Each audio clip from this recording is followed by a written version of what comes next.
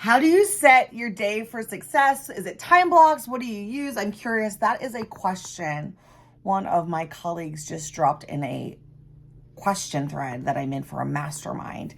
And so I thought that I would go ahead and share my answer, not just with him and the people in our group, but with you as well, because we all are curious how to be successful. How do we get the most out of our day? How do we get everything done?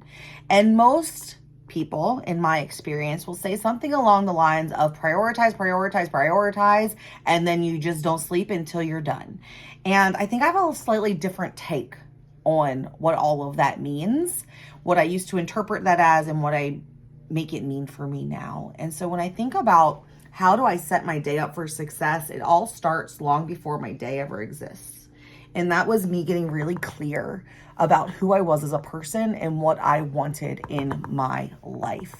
And so I got really clear on what success for my health, my relationships, and my career looked like. And everything runs through that filter. It runs through the filter of what is my perfect day? And is this helping me take a step closer to my perfect life, being the woman of my own dreams? Or is this a detour that's taking me away from becoming the woman of my dreams? And can we just talk about how sometimes, like, I don't know what's happening. I just keep getting a glance of myself in the thing and I'm like, my hair looks real weird. Anyway, I digress. Real shit right here. This is the real, not curated if you cannot tell, but just me to you. And so I got really, really clear on who I wanted to be and what I wanted my days to look like and why that was important. And I run everything through those filters. And then from there, every morning, I find a clean page in my calendar. I'm really a big fan of the Day Designer. I don't know if you can see the logo, but that's what it looks like, the Day Designer. And I just really like their layout. And so everything goes into my digital calendar first. If it's not in there, it doesn't exist. And it just is the way it is. For a really long time, my friends and my family, they thought that if I had to schedule them in, it meant that they weren't important and that they were a burden. And I had to retrain and reframe that because it was like, no, like you are so important to me that I'm making sure you're on the calendar first so that nothing can get scheduled over top of you.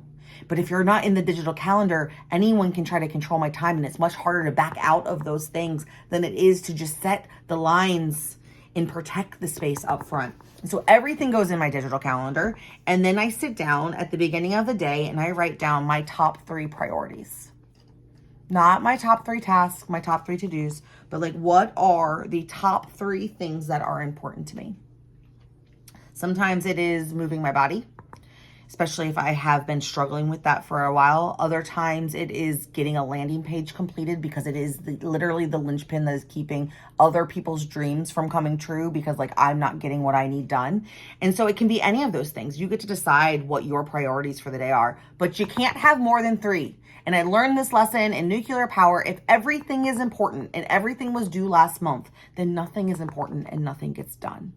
And so don't give me any of that BS of, but Tiff, I have so much to do, it's all important. It's not. It can't be. By definition, a priority means the most important. It means the most important. So what are your top 3?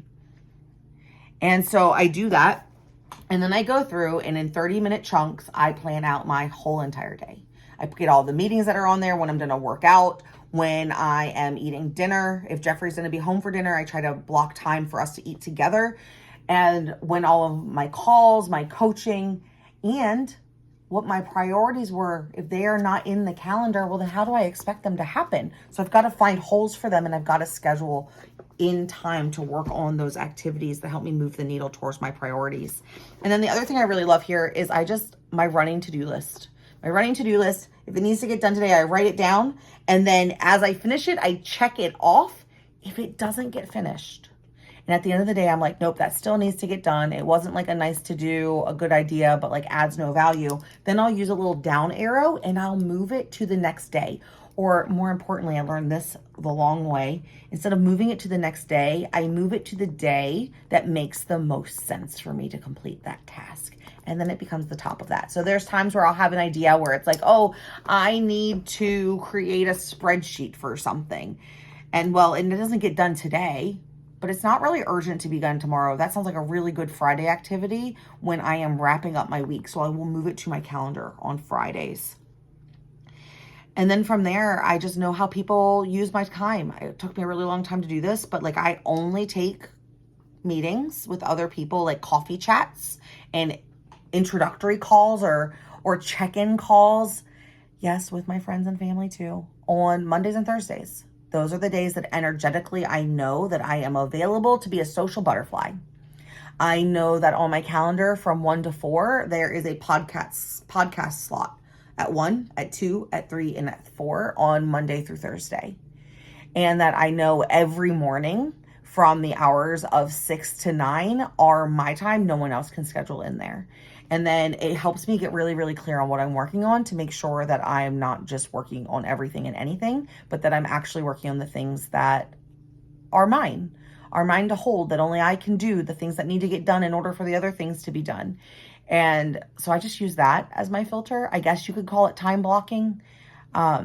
I just call it living. And then when something isn't working for me, I'm in a season right now where like my routine isn't quite working for me. It's actually working against me. And so I'm like reevaluating, like, where do I need to move around? Does my workout need to go to the evening instead of in the morning? Where do I want to walk the dog? What's my morning flow going to look like? Because right now my morning flow just feels like an uphill battle rather than something that is serving me. And so I think Yasmin in the group said that she has learned that it is literally, I want to read this to you because I think that it is true. She said, I prioritize 3 things on the list that absolutely must get done, and then everything else is gravy. Then I make sure I don't start on the lesser tasks until I've done those 3 things, unless I'm an absolute stopping point on one, and just fill idle time with the other small, short tasks. And that she makes her list the night before, so she has an execution plan the next day. And I swear I saw someone else in here write something along the lines of, it just takes practice. It takes practice of learning what doesn't work to figure out what works for you.